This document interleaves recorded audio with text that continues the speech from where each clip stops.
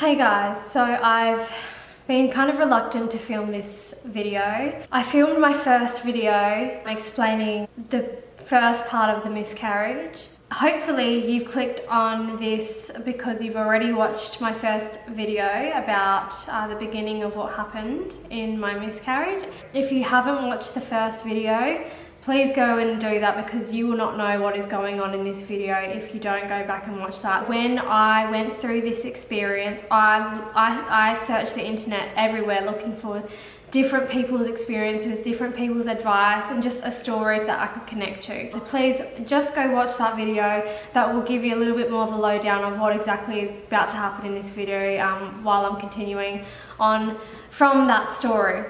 So, I just want to say first of all, as you can see, I look a little bit different to my last video. So it's been quite a few months since this has happened. We are now in July. Now I know my video for part one of my miscarriage was a long video, and I appreciate anyone if they went and sat through the whole thing watching that. But I know that as a person that has gone through this, when I did my research to look for other people's stories, I was looking for detailed information about what I could expect and what I was going to basically go through. So please go back and watch that. I will try and include a link below or in the video somewhere that you can just click back onto it if you haven't watched that first part. However, I am just going to put a quick disclaimer in here. And again, this is going to be extremely graphic. If you're under the age of 18, if you're, somebody that is just clicked on this video just for curiosity's sake, just make sure that you're old enough to be looking at. If you don't like blood, if you don't like bodily fluids or anything like that, please don't watch this video. It's not for you. However, if you are like a woman, for example, which is what I'm targeting this video to be, somebody that might be having to go through something like this, or someone who has been through this, or one of my friends who was curious as to what actually went down, then feel free to watch. But it is going to be graphic, and the reason why I'm including photos is not for shock value, not for shock factor. It's basically to show people exactly what goes down, what goes on, because I had no clue what actually happened, what I was to expect my body to go through. And if I had a little bit of a understanding of what actually I was to expect, maybe I would have felt a bit more prepared to go through a situation like that. Not that you could ever be prepared to go through a miscarriage, but to be more, I guess, knowledgeable in that aspect would have been a little bit more comforting at the time. As it has been a few months, just be mindful that my headspace, and you can tell the way that I'm speaking in my last video, was very low because it was just very, my energy was quite low because it was so fresh still then. And it's still quite fresh now. It's only been, May, June, July, 2 months, so it's still quite a fresh thing. However, I've had time now to kind of grieve and process, and I'm feeling a lot more better, back to my old kind of self, but I still always think about it. So rewind, I'm going to take you back to when I took the misoprostol like you saw in my last video. Here we go. Oh my God, I'm so scared. Okay.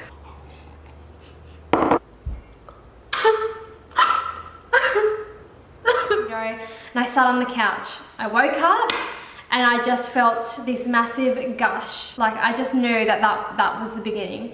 I got up and I needed to go to the toilet straight away, and I looked into my underwear, and I obviously was quite scared and shocked to see quite a large blood clot. Now, I'd never passed anything like this in my life, not through a normal period, like what the doctor was going to say, that the misoprostol was going to be like a normal period. Like I said, no, it wasn't a normal period. If you are a woman wondering what they look like, this is what it looks like. It was quite frightening and quite scary and weird and crazy because I was, I've never gone through anything like that before, and I've never had that amount of blood clot kind of come out of me before, so that was quite shocking. So for that whole day, I basically was cramping on and off. Before I started actually bleeding, my partner, obviously he was amazing, and he tried to comfort me and give me a foot rub and whatnot, and then I obviously fell asleep. for a little while, but the cramping was still sore. I didn't need to have any like really strong pain medications. All I took was like 2 Nurophens, and that was enough to really kind of subtle or dull the pain, which I was pleasantly surprised about. So basically 4 hours after, so it probably started to bleed about, I think around 2:30 or 3 p.m. in the afternoon, and I took I took the pill in the morning. So it was from about 2:30 3 p.m. Basically what happened was I was cramping and then bleeding like every half an hour, and every time I would kind of get up, I'd have to go to the toilet, and I'd pass like big blobs of blood, like, and obviously blood as well, like fresh blood and these blood clots. So I basically did that until 10 o'clock at night. So from 2:30 3 p.m. in the afternoon, every 20 minutes to half an hour, I'd have to get up off the couch and I'd have to go to the toilet and pass these blood clots and bleed and whatnot. Now, one thing I probably should have said before that, however, which I did forget to include just now because I'm remembering it now. Now, once I took the pill, this is something that I didn't actually know, and if I was to touch wood, cross fingers, if I'd have to ever go through this experience again, one thing I would have to say is if I was to take misoprostol again, I would not have just swallowed it with water.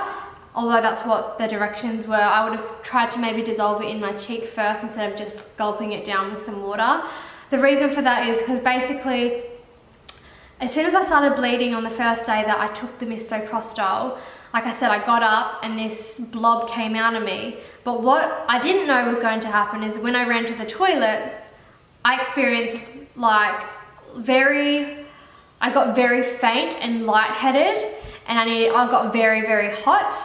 And then I also had to go through severe diarrhea. I know that sounds disgusting and I'm super sorry, but basically it relaxed my whole bowel system and I had severe diarrhea. Not only that, is I had the lightheadedness, the hot feeling in my body, and if Jamie wasn't there, I literally would have been on the floor with blood, with diarrhea and everything if he was not there.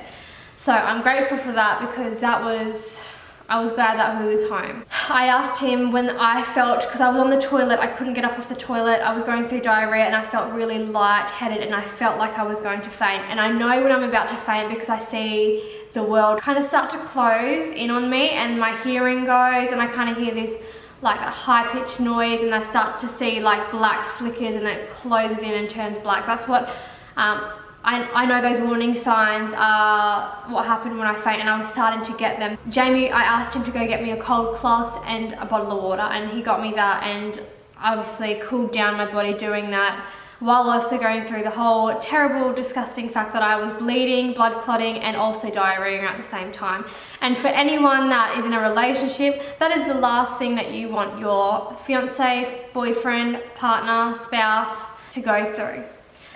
So that was quite, not embarrassing because we knew that, you know, it was what it was, but you know, that when you don't normally go, you know, it was just one of those things where you just don't want your partner to have to witness.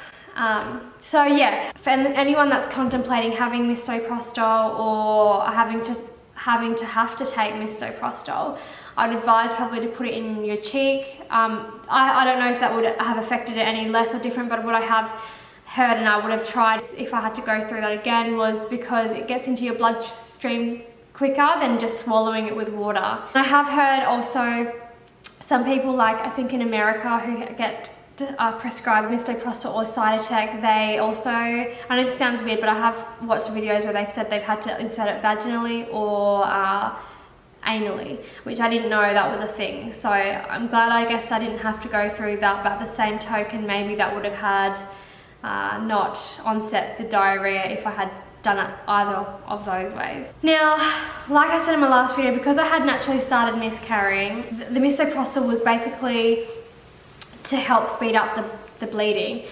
And the doctor who gave me the misoprostol basically said, if you don't start bleeding like heavily in the first 24 hours, then you can take the next dose. So like I said, I bled from about 2:30 3 p.m. all the way to like 10 at night, and then at 10 at night it kind of basically really died down and I was able to sleep. I took the pill in the morning purposefully so that I didn't have to cramp overnight and so that I could get some rest. So the next morning I woke up, I was still bleeding, but it wasn't heavy, but I just knew, I had a feeling in my heart, in my body, in my soul that that was not it. So I went out of my own accord because the doctor said if you don't start bleeding heavily, which I had already started bleeding heavily from taking the first 2 pills, because I don't know if I mentioned that in my last video, but yeah, basically I was given 4 pills in the misoprostol, and you would have actually seen the pill packet in my last video if you watched that, hopefully you did.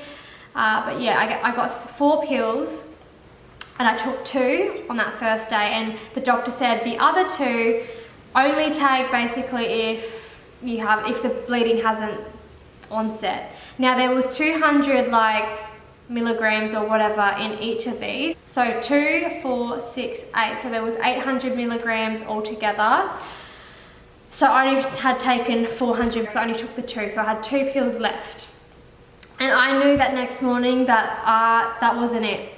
From what I had read online, what I had researched, what I kind of knew in my heart, that wasn't it. That couldn't have been it. I went and took the next 2 pills, despite the doctor saying that, you know, if it doesn't onset the bleeding, then take these. But I just knew that wasn't it, and I knew that I needed to take these pills to try and help speed that process up.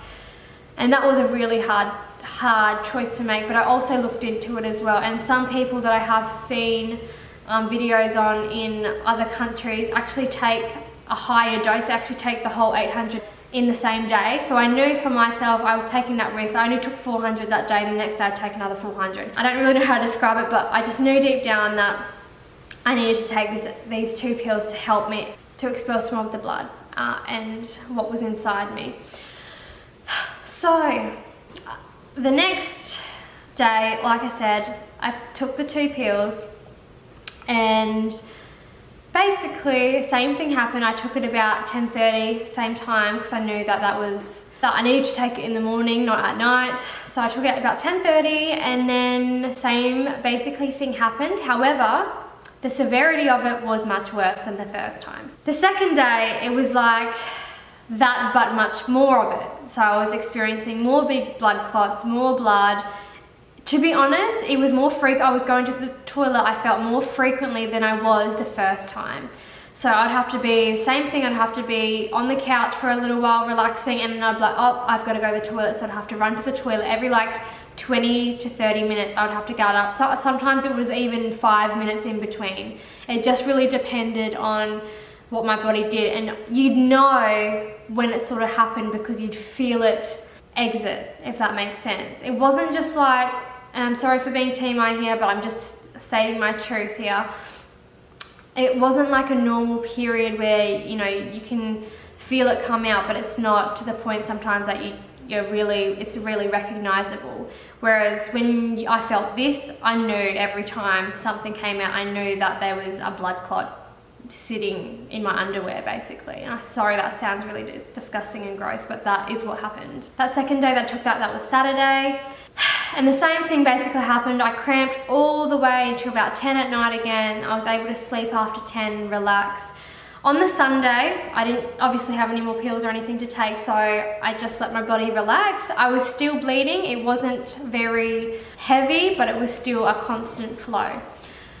However, that Sunday night, I felt just a wave of emotion. I remember after going through that experience, the two days of just cramping and blood clotting and just going back and forth to the toilet, onto the couch, just going through all the motions of exiting all this blood out of my body, just feeling so lethargic and just really down in the dumps, basically. I remember looking into the mirror, and I remember just feeling so sad. Like, I literally felt like somebody died. It was that pain in my heart that was just, it's a sadness that you can't explain. It's like, it was just a deep sadness. And so I remember looking into the mirror and I remember really thinking some bad thoughts, but I just had to really pull myself back because I said to myself, look, Adrena, it's just the hormones. And it truly was. The hormones was playing a massive part, a massive toll. My body was so up and down. You know, my body's hit with all these, you know, tablets and then, you know, all this blood clots, and my brain and my mind and my heart was just so on this massive emotional roller coaster. I remember I was sitting there Sunday night with my partner Jamie, and yeah, we were watching a movie, and I think I literally out of nowhere just burst out crying because I couldn't help it. I could not hold it in, the sadness I felt. You know, I'd cried so much already that, you know, I almost had no more tears to cry, but I felt so sad. I just cried and just, body was just a flood of emotions, and that was my release. I just had to cry. For me, it was much more emotionally exhausting, I think, compared to what Jamie experienced as the man. I think he was more worried and concerned for my personal well-being, and I was obviously concerned and worried for my personal well-being as well. However, I was dealing also with the real deep emotion and the connection that I obviously had started to have. So after taking the misoprostol, I had to go back to the doctors to get a blood test. So I took the misoprostol on the 21st and the 22nd of March. So I had gotten my HCG levels done before I actually took the misoprostol. And on the 21st of March, which was the day that I took the misoprostol, before obviously I took them, I had my blood tested and my HCG levels was 3,349. The next day, on the 22nd of March, it was 2,444 HCG level. So 25th comes along, which is a Monday. So 2 days after I took the misoprostol, my HCG levels went down to 906. So after taking the misoprostol, they had significantly decreased. So from 3,349 all the way down to 906. That's a big drop. However, my HCG level is still high at this point, 906. When you think of a pregnancy test, and if you think of basically a pregnancy test can pick up your HCG level as long as it's over 25. So 25 onward, a home pregnancy test will pick up your HCG level. So for me to be 906 still, that's a very high HCG level considering. Now I asked them, can I have an ultrasound at my appointment? I asked them after I had gone through the misoprostol experience, I asked them if I could have an ultrasound. Quick update, I'm just sitting in the car park of the hospital. So yeah, basically what has happened is they have not given me that much information about it really at all. They've booked me in for another blood test. She just asked me very basic questions. Am I bleeding? How much am I bleeding? How many pads do I feel? So she said, I'm just going to talk to my boss to see if we're going to do an ultrasound. She came back in and she said, yeah, no, we're not doing the ultrasound. We're just going to get you to come back in 2 weeks, test your blood levels, and then hopefully it should go down by then. That was kind of all the information I basically got. And I said, okay, well, she said, I'll book you in for Monday the 22nd. And I said, well, I think I'm going to be going back to work that day.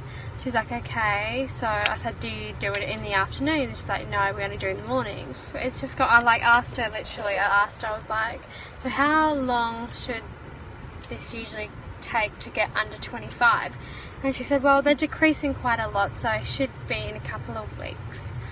So no definitive exact answer. I know it's probably pretty hard to give a definitive answer because, well, for one, every miscarriage is different, but it's just, it'd be nice to have some sort of framework or guideline or something to kind of just base this off, because it's been going on for weeks. I've been bleeding for 3 weeks now, and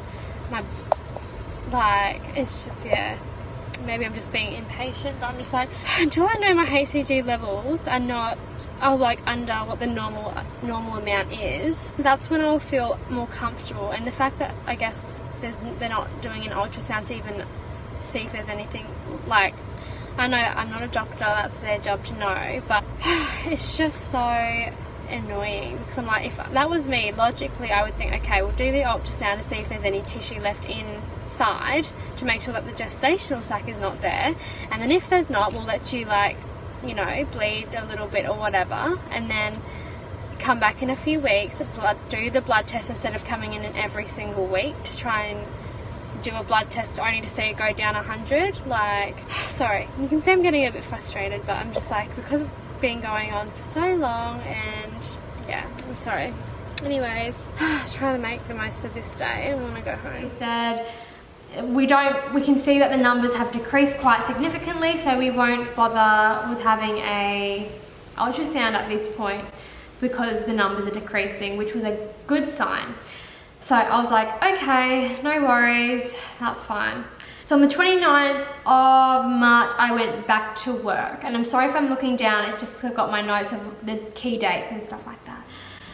On the 29th, I went back to work, and I think I was only there for 1 more week until it was like school holidays. So I got another blood test done on the 3rd of April.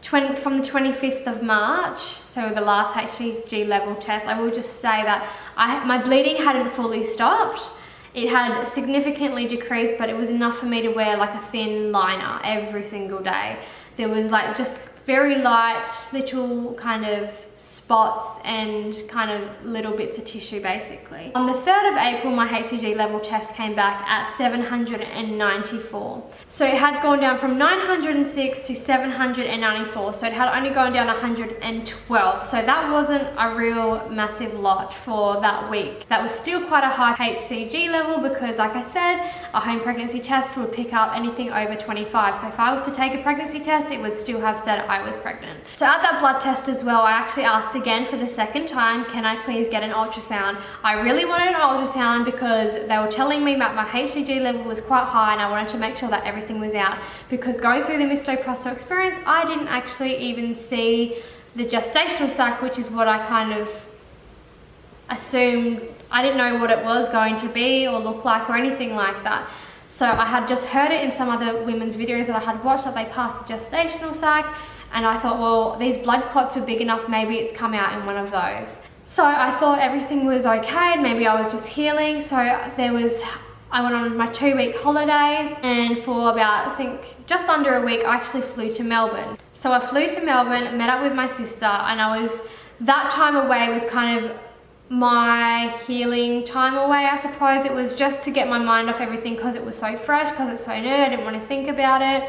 I just wanted to like heal and just, you know, have some quality sister time and just explore and get my mind off it and not be so down in the dumps and really not in that depressive state.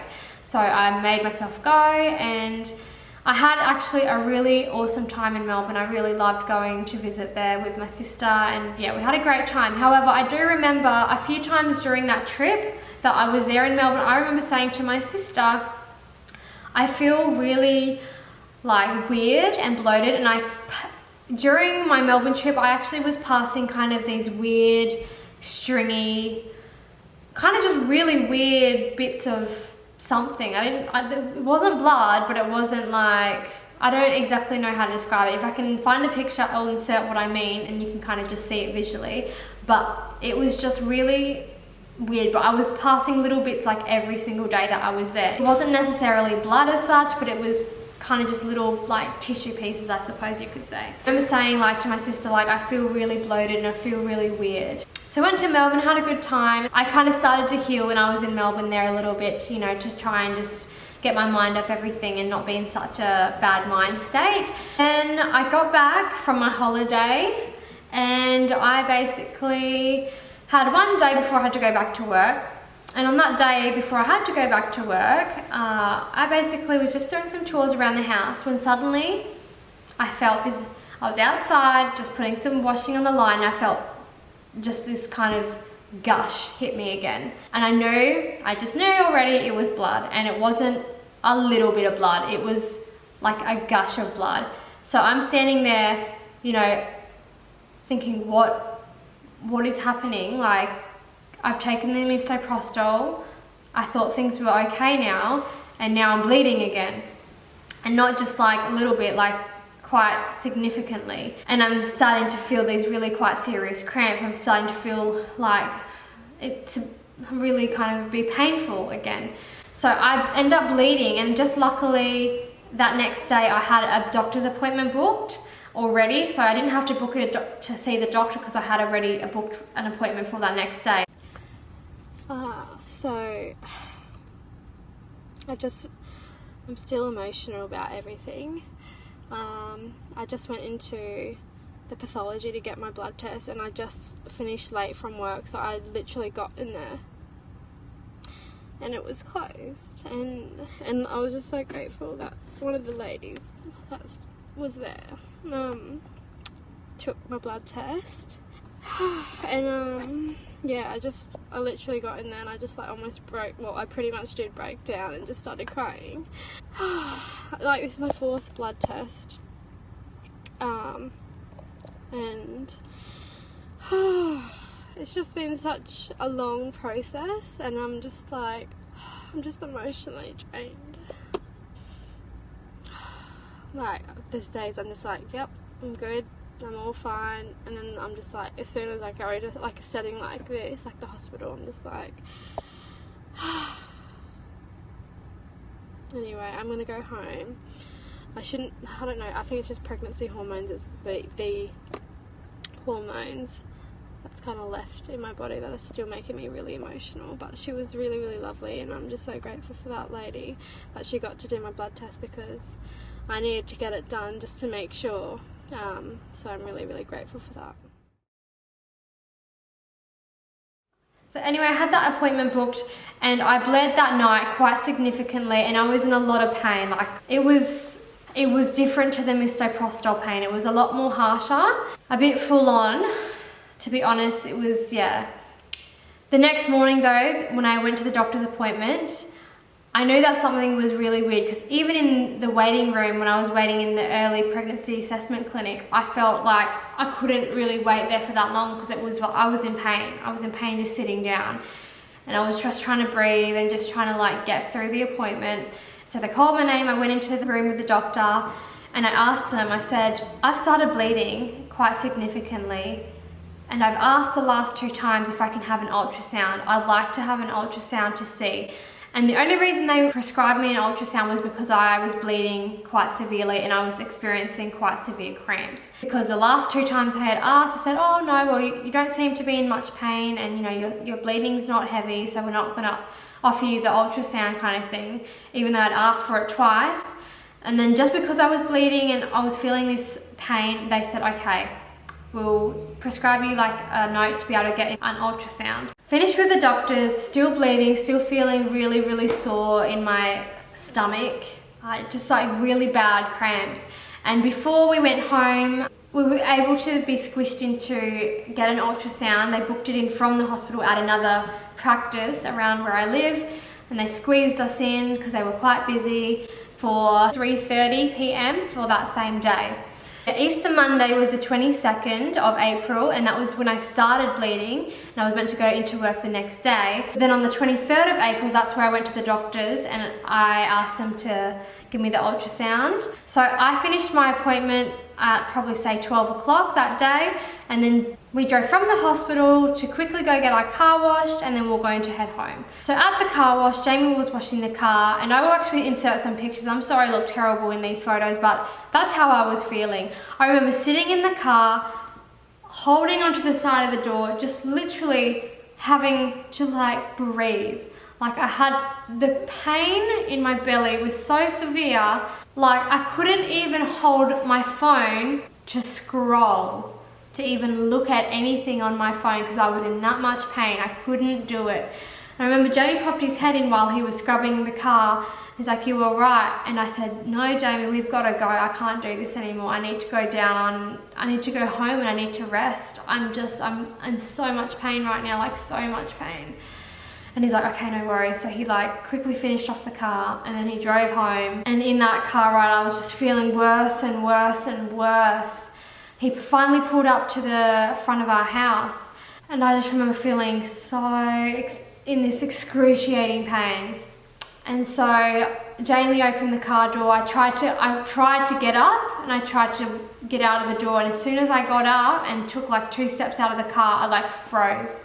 I stood there because this massive amount, and I mean, I thought I had been bleeding and clotting enough already, but just this massive amount of blood just fell out of my body all the way through, like through my leggings. I was dripping, I was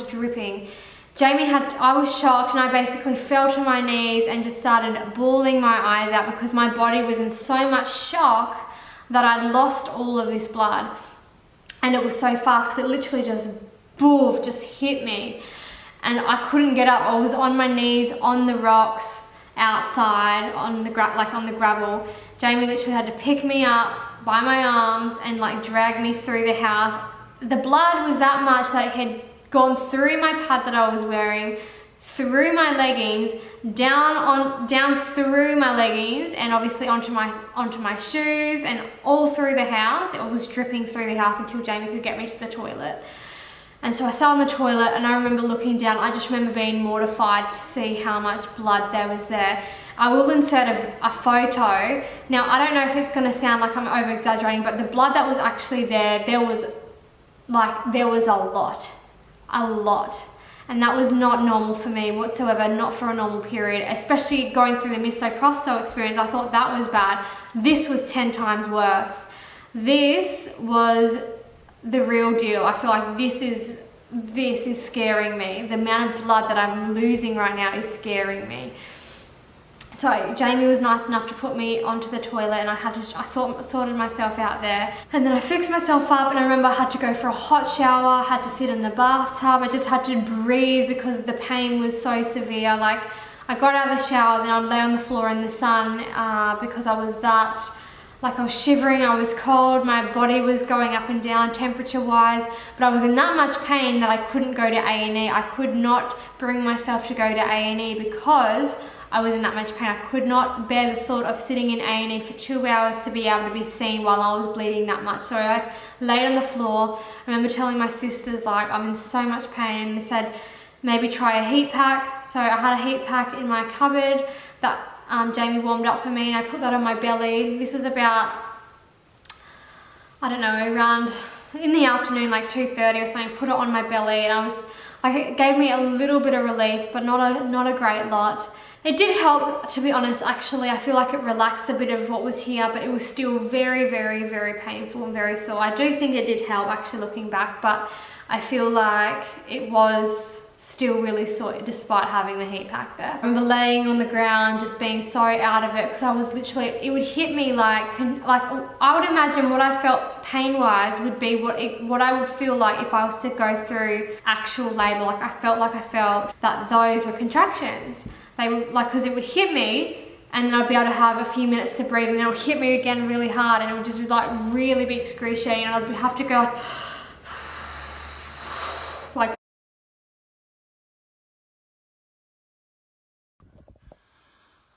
oh,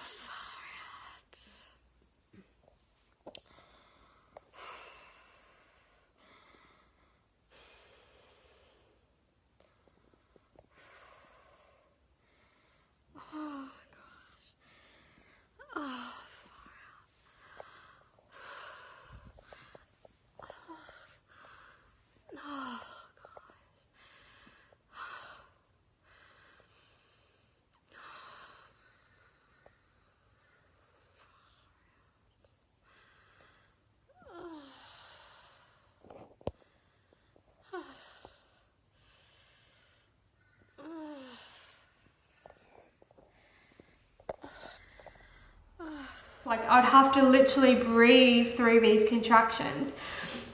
And so I was on the floor, up and down, having a shower, but I felt so exhausted, so drained, makeup running down my face. Like I was a hot mess, I really was. And then to know that I had an ultrasound at 3:30, say this is 2:30 right now, and I'm thinking, holy crap, I've got to drink like so much, I think it's at least 800 mils of water an hour before I go for an ultrasound. I could hardly even down any water because I was in that much pain. And I said to Jamie got to about 3 o'clock, and I said to him, Jamie, I don't know if I can go into this ultrasound. I'm in so much pain. I don't think I can get up. I don't think I can go. Jamie was like, should we cancel it? Do you want me to cancel it? I was like, well, they've literally squished me in today. I'm feeling so much pain. I just need to go in. I have to go and see what this is because I'm so much pain right now. I need to see. I can't not go, but I know that I'm in so much pain right now.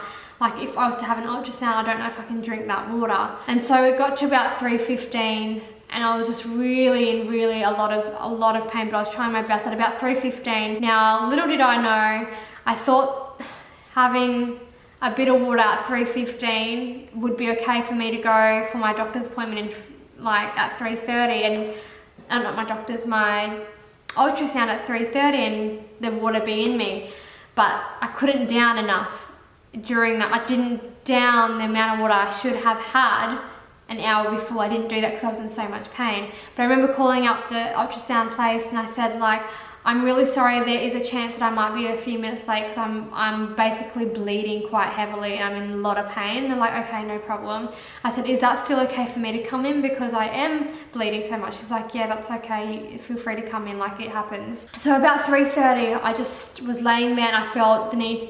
It was so strange because I felt this is going to get a bit gross and a bit TMI, but I felt the need to do like a number 2. But it wasn't like, I don't know how to describe it. It was just like the pressure of a number 2. Like I felt like I needed to give something a squish and like a big squeeze, like to push something out, whether that be air or just, I don't know what it was, but I just felt instinctually, I felt this need to push. So I went to the toilet, sat on the toilet, and I just remember, I don't know what this is, but I have the need to push. And I grabbed some toilet paper, and I don't know why I did this, because looking back, I'm like, what the heck? But I put it like, sorry getting really graphic here and kind of disgusting, but it is what it is. And for those, I'm not going to be filtered here because this is my truth, this is my reality, and this is what some women have been through and are going to go through. So I'm just providing the information of what my experience was. I grabbed the toilet paper and I just kind of put it on my vagina because I thought if it was a poo, like I didn't want to mix up with the blood and everything. So like I put it there and I gave it like one good push, and I just remember this thing came out onto the toilet paper that I was holding, and that was what we now know was the gestational sac. So I was there and I was holding, like the texture of it was just so different to the blood clots. It was just so different. That's how I knew this was it. This was what would have been our baby. This is the home. This is the gestational sac. And I remember calling over Jamie. I was like, Jamie, come here. Like, I think I've just passed the gestational sac. And he's like, what? I was like, yeah, I think I've just passed it. And he came over and he had a look and he's like, yeah, I think that's it. And so here I am sitting on the toilet, and as soon as I passed that, I felt this massive just flow of relief. It was a sigh of relief because the pain had pretty much stopped. It was still a little bit there, but the pain I had experienced just beforehand was excruciating.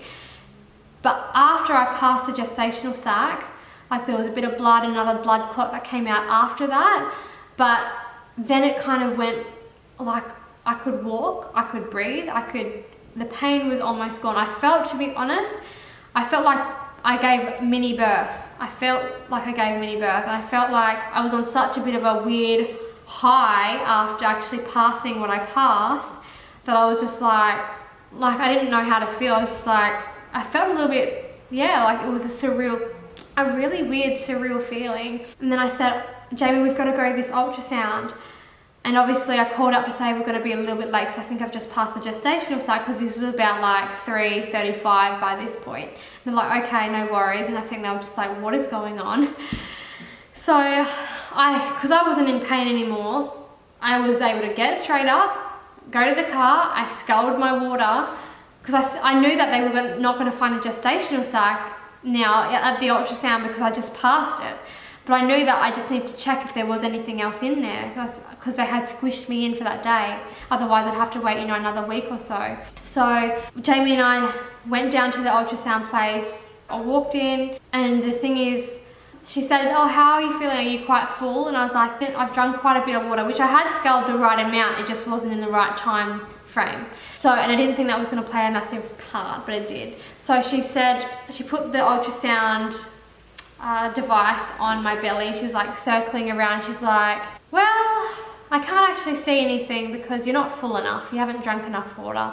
And I was like, oh, really? She's like, well, there's two things I can do. Basically, I can send you home, we can reschedule, or we can do a transvaginal ultrasound. And I was like, oh my gosh. Like I said to her, basically, I passed the gestational sac literally just 10 minutes before I've come here. So I said, if you're okay with doing the transvaginal, I'll be okay with it. But because I didn't want to wait, I was like, I'd rather just get it, even if I'm bleeding. Like, I know that's disgusting, but it is what it is. I said, as long as you're okay with it. If you're not okay with it, I'm happy to reschedule. But if you're okay with it, then I will go through and do a transvaginal, which is obviously going through ultrasound through your vagina kind of thing.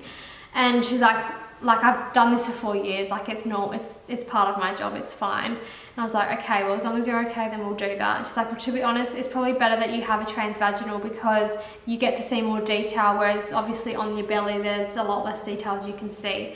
So it's probably better that you do a transvaginal one, despite your bleeding. So I did that, and she said, can't see the gestational sac. There is a little bit of matter, products of conception still. I can't tell what it is exactly. I'll have to send your results to your doctor, but there is a little bit left in you, but the gestational sac's not there. And I knew that's what she was going to say because I had literally held it in my hand and just seen it 10 minutes before. So that was quite a traumatic experience going through all of that. And I will insert a picture of the gestational sac because, to be honest, it kind of blew my mind a little bit. I didn't know what it was going to look like. And so this is what it looks like, and it was just kind of weird and bizarre, and I didn't know, going through an experience like this, you don't really know what to do because you have this thing that was in your body that would have been the home or would have turned into your baby. However, there's no baby inside, so how do you feel about that? So for me, I was very conflicted with my emotions, but I couldn't bring myself to flush it down the toilet. I just could not do that. For my closure, for my peace of mind, for my heart, we buried it basically. We found a little tree and we buried it underneath that, and I walk past it every day, and I'm reminded of it because I just couldn't flush it down the toilet. I needed to have that closure of kind of like doing something with it, just to know that that was a part of my journey and part of my story, and that what would have been, could have been my child. So yeah, basically that's kind of where it comes to an end. Basically, it was quite a traumatic event, the whole ordeal. I felt like I went through the miscarriage 3 times. The first time when I started naturally miscarrying, I bled for a week, and then I didn't have anything else, so I needed to get medical assistance. So then they gave me the misoprostol, and so I felt like I was going through, but I felt like I was going through it again. And the third time was after I thought everything was okay, I was on the path for healing. Then it hit me again, and I actually passed the gestational sac when I thought it had already gone out of my system. Had I gotten an ultrasound from the doctors before this whole event would have happened, they might have done something sooner. But in a way, I think the timing for everything, to be honest, the timing was perfect for everything, because I could have been on the plane coming home from Melbourne, but I wasn't when this happened. So the fact that I was home, the fact that I was with Jamie at the time when he had some days off, the fact that although it is such a terrible, terrible experience to go through, and I would never ever wish that on anyone, but the fact of the matter is it's 1 in 4 women, not necessarily blighted ovum, but 1 in 4 women go through miscarriage. Pregnancy, that's the pregnancy statistics. It's such a high statistic. It's not 1 in 100, it's not 1 in 50, it's 1 in 4 women. It is not something that is uncommon, and that's why I'm opening that conversation, because, and I'm sharing all of this and all the details because, I probably could have really benefited from a detailed explanation of what I would be to expect, and in chronological order of how the events played out. I know there are women out there that have had it so much worse in their pregnancy journey, and I know some women that mine might seem worse to them as well. We all go through our own different journeys, and like, it is hard to get out of that dark, deep mindset when you go through something like this.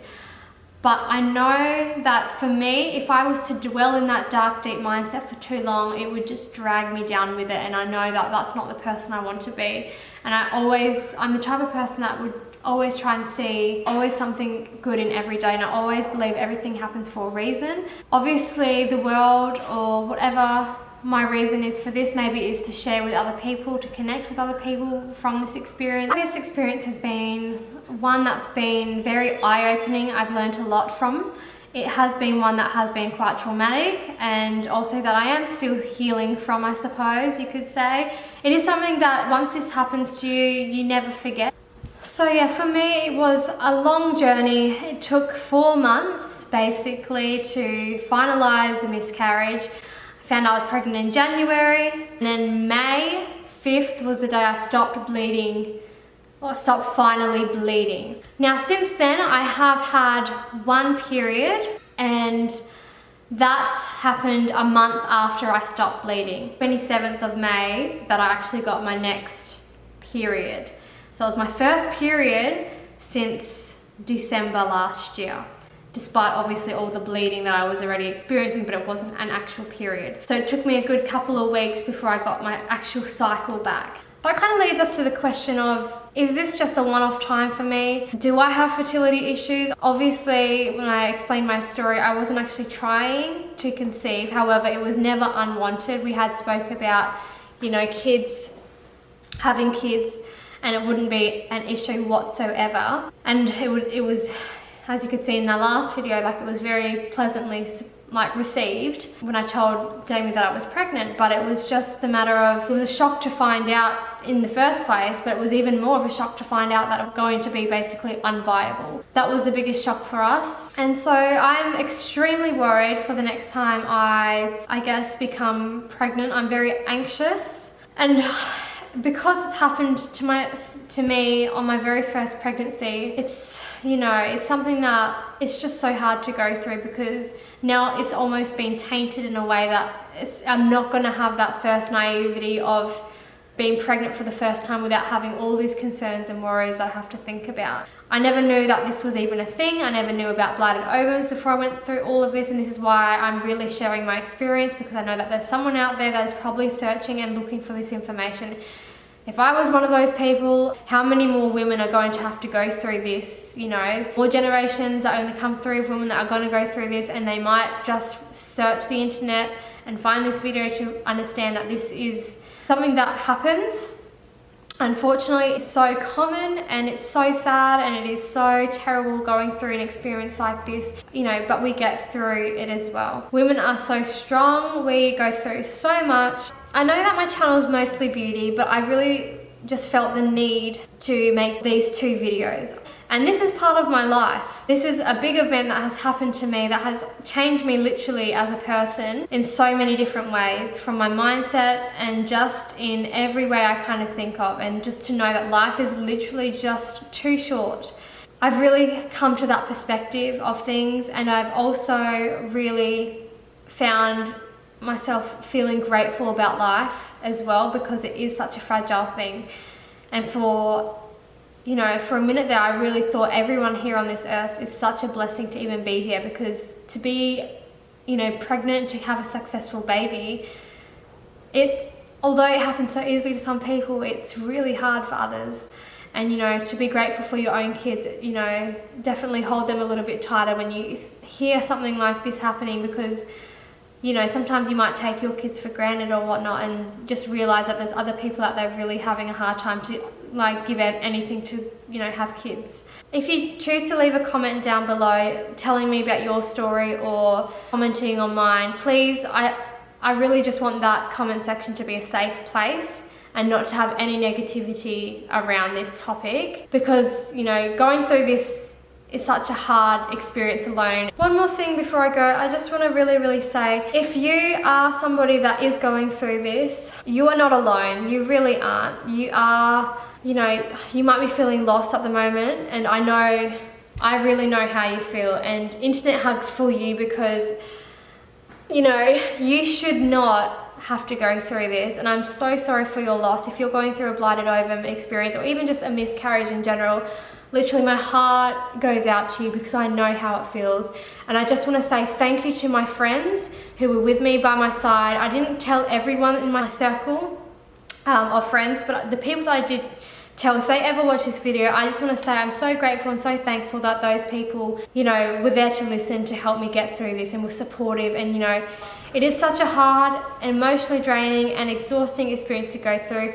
If you're the man in the relationship of a woman who's going through a miscarriage, please be there for her because she needs you more than ever, and please be open. If she's wanting to talk about it, please be there to support her emotionally, because that is one of the hardest parts of the journey, to feel like you're going through this, and as a woman feeling like, well, was it my fault? Did I do anything wrong? You know, feeling that way, you know, is not helping anybody. So the communication really needs to be there. Please, just if you are the man, or even, you know, just a friend, please don't say, oh, you can try again. Please don't say that stuff because it's overused. We know it comes from the best of intentions, but I think all that you can really say to someone that's going to mean something, and again, everyone is different, but to support someone, all you really need to say is, I'm so sorry for your loss. If there's anything I can do, just let me know, and give them a hug.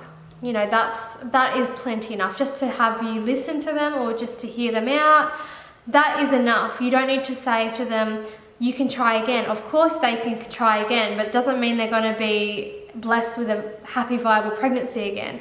Doesn't mean that that loss wasn't a loss for them still. So please just be mindful when you say, oh, at least you're young, you can try again. That's what we were told plenty of times. I know it comes from a genuine place, and it is true, we are young, we can try again, but please just be mindful of those people as well that, you know, that was a pregnancy that was wanted, and if it was wanted, it's just like saying, you've won the lotto, but actually no, we're going to take it off you. So please just be mindful of that. Thank you for watching this whole journey.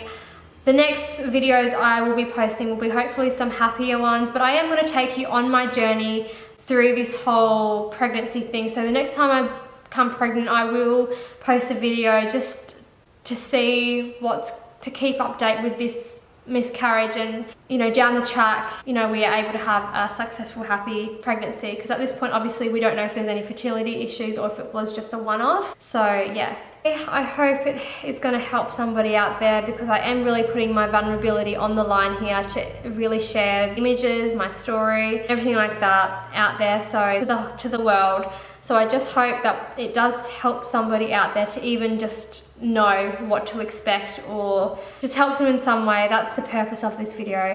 See you in hopefully a much more upbeat, happy video.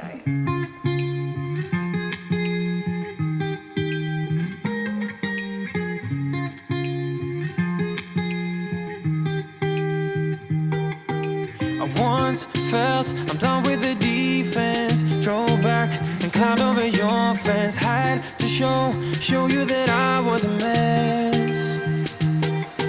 So you were shrugging your shoulders. Some closed off, that's what I told you. Soon enough, everything started to change. 'Cause there's no going back, no going back. There's no going back to your old life. Not living in the past, we're over that. I'm feeling it tonight, riding on the dizzying heights.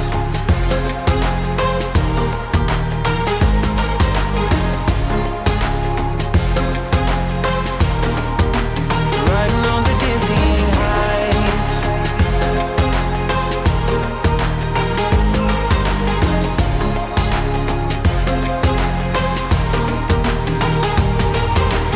Felt like nothing could stop us. Sunsets, remember the colors. They were wrong, it was way more than a dream.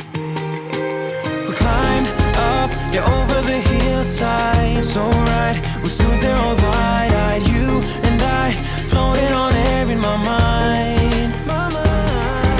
'Cause there's no going back, no going back.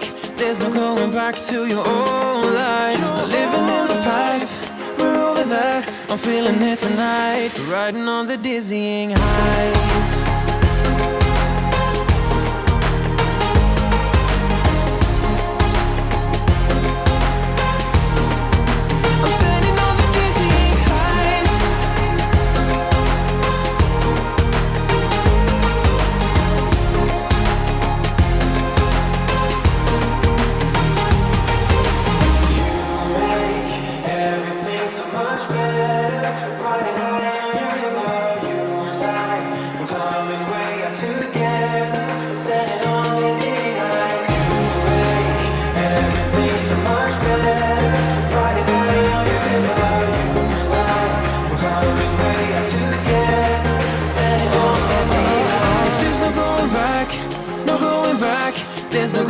back to your old life. Not living in the past, we're over that. I'm feeling it tonight, riding on the dizzying high.